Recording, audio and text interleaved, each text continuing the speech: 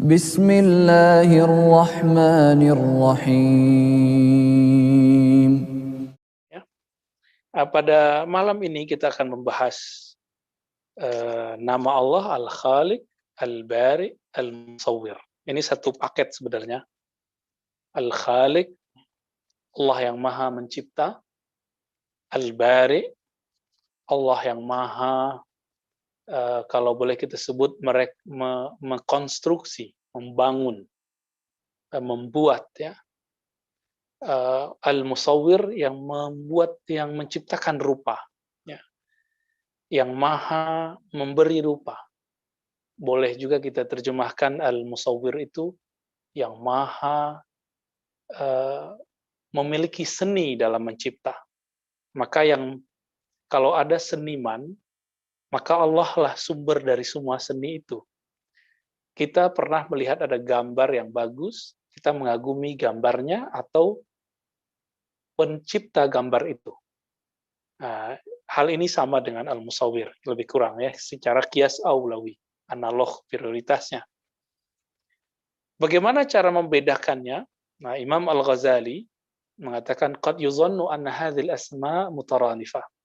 Banyak orang mengira bahwa nama ini mutaradif, sinonim. Benarkah demikian? Kata beliau, sebenarnya al-kull yarji' ila al-khalqi wal ikhtira'. Tiga nama ini itu terhubung kepada aktivitas mencipta. Namun ada yang lebih umum, ada yang lebih khusus. Yang lebih umum itu apa? Kullu ma yakhruj minal adam ilal wujud. Ya. Jadi alam itu tadinya tiada. Lalu Allah dalam ilmunya yang qadim berkehendak mencipta. Takaran-takaran ciptaan itu ukurannya sudah ada dalam ilmu Allah. Inilah yang disebut dengan Khaliq. Ya. Ketika Allah mewujudkan dari tiada, lalu Allah rencanakan keberadaan satu makhluk, ciptaan satu makhluk, lalu kemudian Allah mewujudkannya dalam bentuk bahan-bahannya. Ini disebut dengan bari. Setelah itu dibangunlah, diciptalah semua yang tadi sudah ada bahannya. Ini dengan musawwir. Jadi semacam khalik itu perencanaan, seperti seorang arsitektur itu membuat semacam gambaran rumah. Itu yang namanya khalik, kira-kira seperti itu. Adapun bari, dia kemudian menakar bahan-bahan yang dibutuhkan dan bahannya kemudian diadakan dari tiada. Al-Musawwir itu adalah proses penciptaan zahirnya, ya, aktivitas yang puncak sampai kemudian bentuknya. Disinilah kemudian Allah membedakan antara dua orang yang kembar. Allah membedakan antara satu suku dengan suku yang lain. Allah membedakan ras dan semuanya. Nah, ini lebih kurang makna dari Al-Khaliq, Al-Bari, Al-Musawwir. Jadi Khaliq ini Allah maha pencipta rencana pembangunan atau penciptaan alam semesta, seperti seorang arsitek kemudian membuat gambarnya, yaitu semuanya ada dalam ilmunya. Seorang arsitek itu sebelum menggambar, itu imajinasinya sudah ada dalam dirinya. Dan Allah lebih hebat dari itu. Adapun bari, Allah ciptakan bahan-bahannya, dan musawwir, Allah tatalah semua ciptaan itu menjadi sesuatu yang wujud. Nah, inilah lebih kurang cara Imam Ghazali dalam menjelaskan apa yang dimaksud dengan Al-Khaliq, Al-Bari, Al-Musawwir. Teman-teman yang melakukan Allah, yang paling ajaib dari penciptaan kita, seperti yang disebutkan dalam banyak ayat, ya, dalam surat Shad misalnya, bagian-bagian akhir, itu Allah mengatakan kami menciptakan manusia dari saripati tanah. Ketika telah aku sempurnakan, sawaituhu, Ketika aku telah sempurnakan, Allah mengatakan nafakhtu fihi min ruhi. Aku kemudian tiupkan kepadanya rohku. Maka alam semesta ini, khususnya kita, jadi kejadian di alam semesta itu semuanya secara miniatur itu ada dalam diri kita. Tumbuhan itu ada dari tumbuhnya rambut-rambut, tumbuhnya beberapa hal bagian dalam diri kita. Ada bebatuan mirip dengan gunung-gunung, segala macam itu mirip dengan tulang belulang kita. Tanah yang terhampar di bumi itu mirip dengan daging yang ada pada diri kita. Nah, semua ini zahirnya. Zahir ini hampir sama dengan hewan, dengan binatang. Apa yang membedakan? Ini yang dulu saya pernah bahas, bahwa Allah Ta'ala memberikan anugerah tiupan yang berbeda antara satu makhluk dengan makhluk yang lain. Yang paling sempurna ahsanut taqwim itulah tiupan kepada manusia. Al-Imam Sidi Ahmad Tijani, beliau pernah belajar di Madinah kepada Muhammad bin Abdul Karim Samman, tapi beliau sudah ulama besar, ya. Salah satu wali Allah, gelarnya Khalifatul Aulia. Beliau ini mengatakan bahwa yang ada pada tumbuhan itu juga disebut ruh, tapi disebut ar-ruh an-nabatiyah. Tiupan untuk tumbuh. Makanya tumbuh-tumbuhan itu bisa tumbuh. Kenapa? Karena Allah tiupkan kekuatan untuk tumbuh. Lalu ada hewan-hewan, bahkan yang paling kecil kutu, lalat, ya, semut. Itu ternyata di setiap hewan-hewan itu ada ar-ruh al-hayawaniyah atau ruhul hayat. Boleh disebut ruhul hayat, ya. Sidi Ahmad Tijani menyebutnya ar-ruh al-hayawaniyah. Saya punya guru sekarang yang juga sangat mengerti ilmu ini, menyebutnya dengan ruhul hayat. Ruh kehidupan. Ini ada pada setiap binatang-binatang. Makanya binatang itu bisa bergerak, moving. Jadi salah satu pencirian dari ruhul hayat itu membuat bisa moving, bertahan hidup dengan cara yang lebih dahsyat daripada nabat, tumbuh-tumbuhan. Ya. Ruh ini kemudian ada lebih lagi. Ada ruhul insan, ada ruhul jan, ya. Ada roh untuk manusia, ada roh untuk jin. Tapi yang membuat berbeda dari semua makhluk itu adalah ar-ruhul kudus. Roh kekudusan, roh yang suci. Roh yang suci inilah kalau Allah tiupkan ke suatu jiwa, maka jiwa ini menjadi kekasih Allah. Jika dia hidup di zaman para nabi, mereka adalah nabi. Jika mereka hidup setelah nabi, mereka lah yang kita sebut hari ini para wali, kekasih-kekasih Allah Subhanahu wa Ta'ala. Nah, jika tidak, maka kita akan menjadi ulaika kal an'am, ya, mereka sama seperti binatang. Binatang ternak itu apa yang sama dengan kita? Kita tidak akan membahas masalah makan, minum, kawin, enggak. Tapi kesamaannya adalah ada di dalam tubuh manusia ruhul hayat. Nah, sehingga nanti jika sama dengan binatang, hidup untuk makan, bukan makan untuk hidup. Ini yang membedakannya. Ya. Nah, teman-teman yang melakukan Allah, bagaimana cara kita mengagumi Allah dengan 3 nama ini? Al-Khaliq, Al-Bari, Al-Musawwir.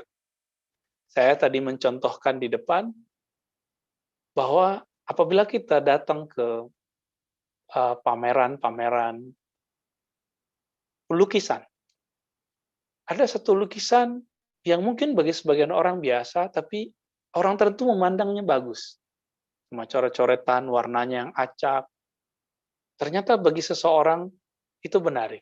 Ketika ditanya, harganya bisa seratusan juta, bisa 500-an juta, bisa 1 M, dan segala macam. Ini agak unik, tapi juga aneh. Kok bisa coret-coretan begitu, harganya MM-an? Ya. Dan setelah dibeli, biasanya orang ini, yang membeli ini pengen bertemu dengan siapa yang melukis ini. Ketika bertemu, kemudian mungkin minta tanda tangannya, ingin bertemu, mengobrol dengannya, dan lain sebagainya. Nah, apabila kita bisa penasaran dengan siapa yang membuat satu gambar, siapa yang melukis satu gambar, kita mau menawarnya dengan harga yang tinggi, kenapa kita tidak bisa mengagumi Allah Subhanahu wa taala yang melukis alam semesta, yang membuat arsitek alam semesta dengan sangat-sangat luar biasa. Bayangkan teman-teman yang melakukan Allah, jika seandainya Allah tidak benar-benar mengatur semuanya ini, maka akan terjadi tabrakan antara bumi dengan bulan, bumi dengan Mars, bumi dengan Venus, dan lain sebagainya. Tapi tidak. Jadi kalau kecepatan bumi itu melebihi dari seharusnya, maka dia akan menabrak yang lain.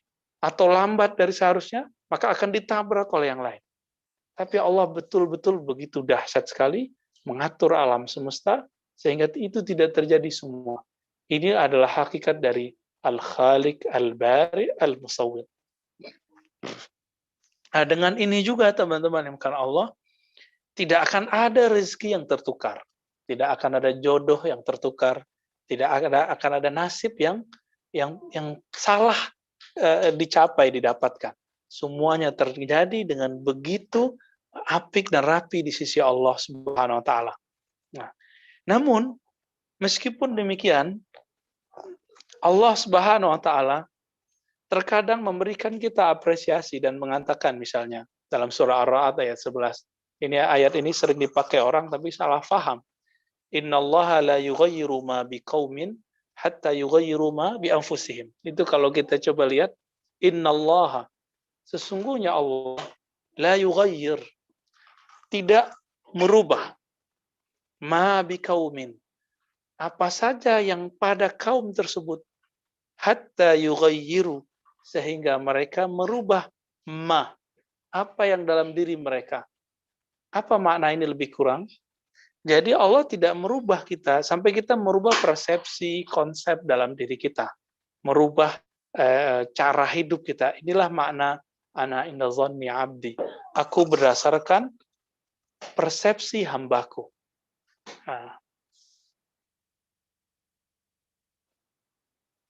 Dan nama ini salah satu dari fi'il zat Allah Subhanahu wa taala. Kita tidak bisa meniru daripada sifat ini. Jadi kita tidak bisa bertakhalluk. Yang kita bisa lakukan hanya berta'alluq. Hati kita menggantung kepada Allah Subhanahu wa taala. Hati kita kemudian berkiblat kepada Allah Al-Khaliq, Al-Bari, Al-Musawwir. Nah, teman-teman dimaksudkan Allah bagi yang sudah menikah. Apakah kita orang tua ini yang menciptakan anak? Tentu kita sepakat semua bahwa kita tidak pernah menciptanya. Karena banyak orang yang pengen punya anak, nggak punya anak. Ada orang yang tidak ingin punya anak, tapi Allah kasih anak. Kenapa? Karena bukan orang tua lah yang mencipta, tapi Allah lah yang mencipta. Kemudian ada nama yang berikut, Al-Ghaffar. Ya. Bentar ya.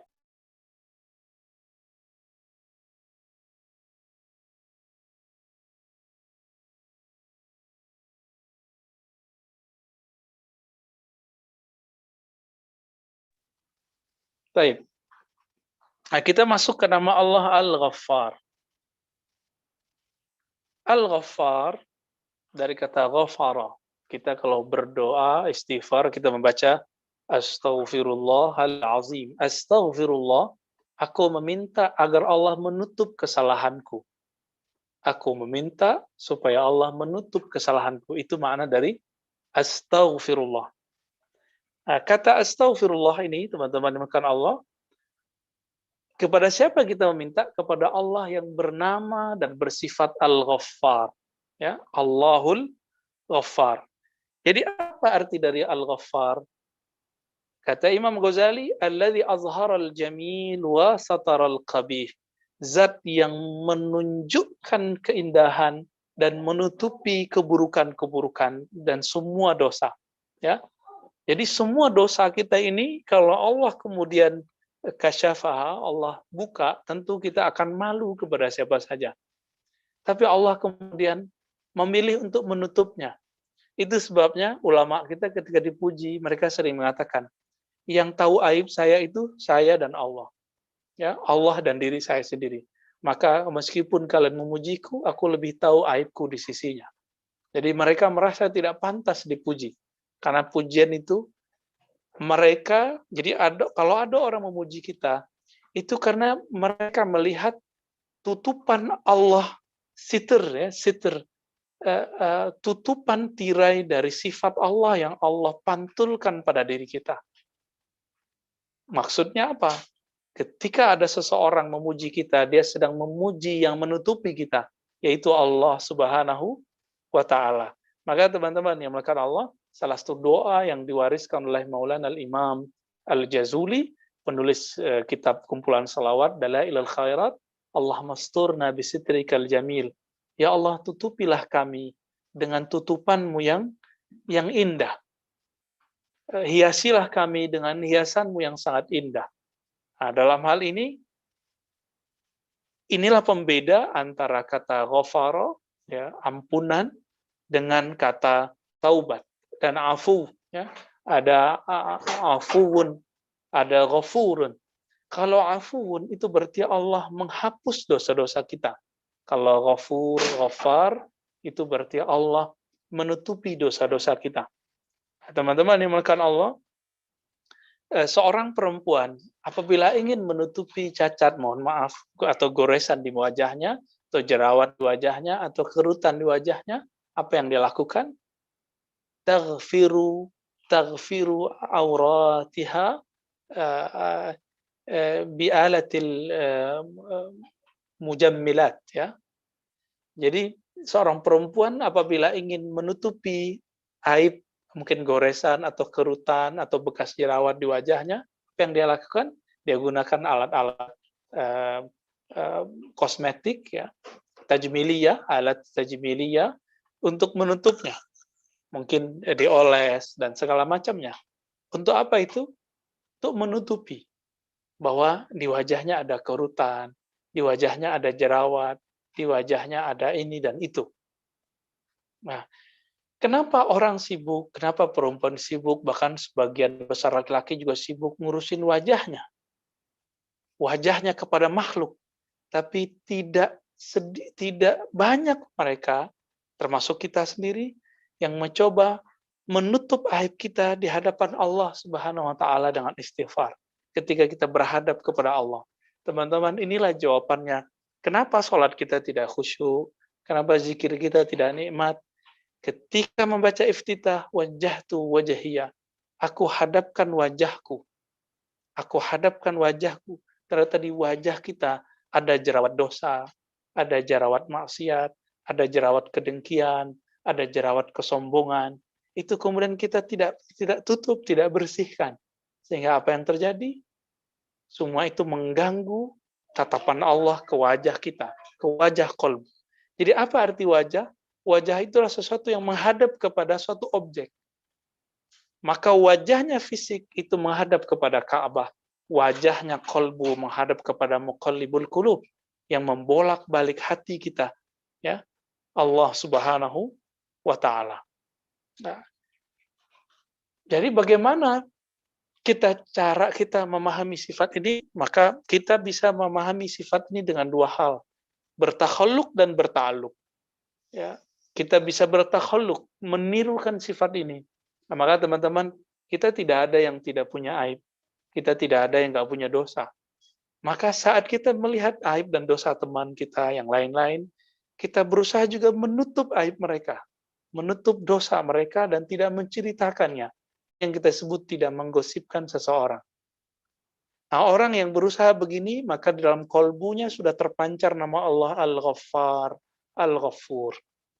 Nah, apakah hari ini kita sudah menutup aib seseorang?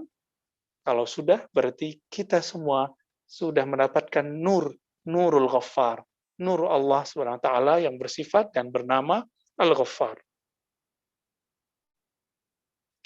Dan yang ketiga, dan yang kedua, ya, berta'alluq. Bagaimana cara berta'alluq? Ada rasa takut dan harap, karena Allah menutupi aib kita semua. rasa takut jika Allah tetap memandang ada aib pada diri kita. Ini yang rasa takut yang mesti dimunculkan.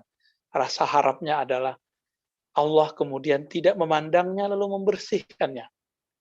Nah, maka Imam Ghazali mengatakan, at-tanbih hazzul 'abdi min hadzal ism ayastura min ghairihi ma yajibu ayastura minhu, ya. Maka cara seorang hamba mendapatkan nur ini seperti yang kita katakan tadi, cobalah belajar menutupi aib orang, maka Allah akan menutupi aib kita. Jadi jika rasa takut itu muncul, maka tutuplah aib orang lain. Teman-teman yang makan Allah, kebanyakan kita takut aib kita dibuka di depan makhluk, tapi kita lupa yang paling bahaya itu jika aib kita dibuka di hadapan Khalik, Allah Sang Pencipta. Berdasarkan ini semua, teman-teman yang karena Allah, jika benar pribadi ini sudah pribadi Nurul Ghaffar, yang mendapatkan Nurul Ghaffar, insya Allah kita tidak akan sibuk mencari aib-aib orang yang lain. Kita masuk ke nama yang setelahnya, yaitu Al-Qahhar. Al-Qahhar, alladhi yaqsimu zuhur al-jababirah min a'adahi fayqirhum bil-imatati wal-idlal. Bal alladhi la mawjud illa wa huwa musakhirun tahta qahrihi wa muqaddiratihi. Ya. Al-Qahhar yaitu yang maha memaksa musuhnya untuk tunduk. Jadi jika telah muncul kekuasaannya, maka yang lain tunduk kepadanya. Ini yang disebut Al-Qahhar. Dan ini secara mutlak hanya ada pada Allah Subhanahu wa Ta'ala. Ketika ada seorang hamba yang mencoba untuk memakai sifat ini, nama ini, maka Allah tidak meridainya. Tapi Allah mengizinkan untuk memancarkan nama ini pada hamba-hamba tertentu. Bagaimanakah itu? Itulah orang-orang yang bertawakal kepada Allah. Orang-orang yang bertawakal kepada Allah disebut dengan mutawakkilin. Orang-orang yang membersihkan kolbunya dari selain Allah disebut mukhlisin al-mukhlasin.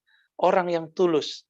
Karena dia tulus, maka Allah lepaskan dirinya dari selain Allah Subhanahu wa Ta'ala, sehingga syaitan pun tidak sanggup untuk menggodanya. Di dalam Al-Quran disebutkan berulang-berulang kali, ya, ketika syaitan mengatakan, ya, planningnya ketika diberikan kekuatan oleh Allah, la'uwiyannahum, aku akan menyesatkan manusia. Tapi Allah kemudian mengatakan, ya, illa, ya, kecuali ibadi, kecuali hamba-hambaku yang ikhlas, yang bertawakal, yang berserah diri kepadaku. Maka teman-teman, orang yang mendapatkan cahaya Al-Qahhar, di dalam dirinya ada ketawakalan, ya, penuh rasa berserah diri kepada Allah Subhanahu wa Ta'ala.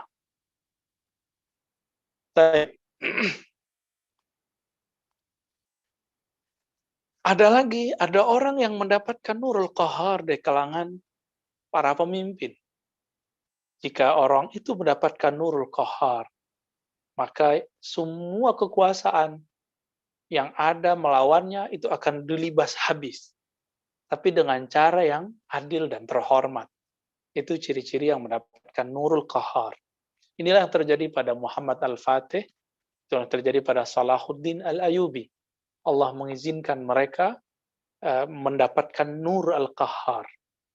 Jika ada di kalangan ulama yang mendapatkan Nurul Qahhar, ulama ini tidak dapat ditundukkan oleh ulama yang lain atau oleh jamaahnya, begitu juga oleh godaan-godaan para penguasa. Bukan berarti ulama ini bertentangan dengan penguasa, tapi ulama ini tidak takluk hatinya kepada penguasa. Nah, kita banyak mendapatkan sejarah, ya, manaqib ulama yang mereka tidak mau bergantung kepada pemerintah, ya, bergantung pada penguasa, tapi mereka melarang memberontak kepada penguasa. Belum lama ini saya berjalan ke salah satu wilayah di Banten, ternyata masih ada pesantren tradisional sangat bersahaja sekali, dan pimpinannya tidak menerima bantuan sedikit pun dari penguasa. Dan itu masih ada, ya, di negeri kita itu masih banyak.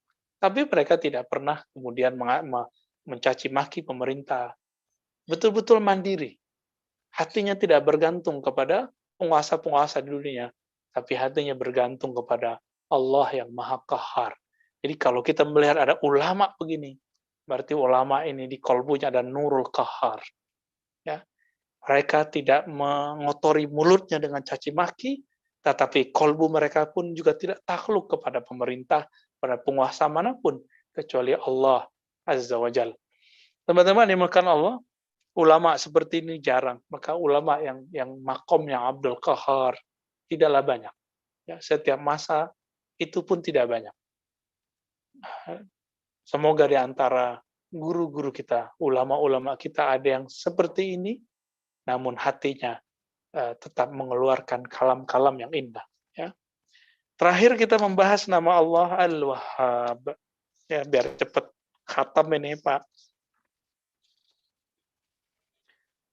Al-Wahhab dari kata hibah. Hibah udah jadi bahasa Indonesia, artinya memberi, memberi hadiah. Ini beda dengan sedekah. Ya. Hibah itu memberikan sesuatu tapi tanpa berharap dibalas. Itu hibah dalam makna asli. Al-atiyah al-khaliyah anil awarid, anil awad wal aharad. Jadi kata Imam Ghazali, orang yang memberi hibah, itu syaratnya disebut hibah. Jika dia memberi tanpa ada imbalan, artinya tidak dibeli, tidak ada fee-nya. Ya. فَإِذَا كَثُرَتِ الْعَطَايَا بِهَذِهِ الصِّفَةِ سُمِّيَ صَاحِبُهَا وَهَّابًا وَجَوَّادًا. Apabila ada sosok yang dapat karakter ini, suka memberi, suka ngasih, tapi bukan karena ingin terkenal, bukan karena pengen dicoblos, bukan karena dia ingin disebut dermawan, dia emang suka memberi saja. Maka orang ini berhak disebut sebagai Wahhab ataupun Jawad. Nah, teman-teman yang melakukan Allah, ini tidak mungkin, kata Imam Ghazali, wala yutasawwar al-jud wal hibah haqiqatan illa min Allah. Tapi itu tidak mungkin terjadi kecuali di sisi Allah. Bahkan suami kepada istri, istri kepada suami pun ketika memberi sesuatu, itu pun masih berharap semacam feedback-nya, ada balasannya. Orang tua berharap ketika memberikan anaknya, anaknya membalas satu saat. Maka orang tua begini tidak disebut Wahhab. Suami memberikan istri berharap dibalas. Istri sebaliknya.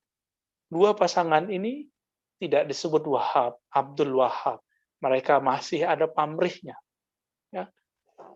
Siapakah di dunia ini yang Abdul Wahhab? Hemat saya, Abdul Wahhab itu kebanyakan adalah para guru. Dan orang tua yang tulus. Bukan orang tua yang tadinya matre itu. Ya. Tapi orang tua yang tulus. Guru adalah orang tua rohani yang hakiki. Mereka memberi ilmu bukan berharap sesuatu dari gurunya. Guru memberi berharap ada peningkatan kerohanian dan keilmuan pada muridnya tanpa dia mengharapkan sesuatu. Maka Abdul Wahhab menurut hemat saya itu adalah para masyayikh, para guru yang mengajar tanpa pamrih. Maka teman-teman yang berprofesi sebagai guru, sebagai pengajar, meskipun kita digaji, coba lakukan, mengajarlah melebihi dari target yang ada. Maka insya Allah ada Nurul Wahhab dalam diri kita. Bahkan buatlah satu program, satu forum, yang di forum itu kita tidak kemudian mendapatkan apa-apa di sana, kecuali hanya sebatas doa dari murid atau sebatas kita memberi. Kita harus punya itu. Meskipun nanti jika kita diberi hadiah murid atau teman atau siapapun, kita tidak menolak. Karena Ibnu Umar mengatakan dalam hadis Abu Daud, فَإِذَا أُوتِيتَ فَلَا تَرُدْ. Jika engkau diberi, tidak perlu menolak. Tapi kita tidak menarifnya. Maka guru-guru yang tidak menarif, yang tidak kemudian menakar gaji, mereka sudah mendapatkan Nurul Wahhab, Nur Allah Ta'ala Al-Wahhab dalam dirinya. Ya. Lebih kurang itu teman-teman dimulakan Allah, sangat banyak sebenarnya penjelasan Imam Al-Ghazali Tapi lebih kurang itu kalam ringkas kita mengenai nama-nama tadi. Semoga Allah eh, memancarkan nur-nur tersebut di dalam diri kita, sehingga kita menjadi hambanya hakiki. Amin ya rabbal alamin.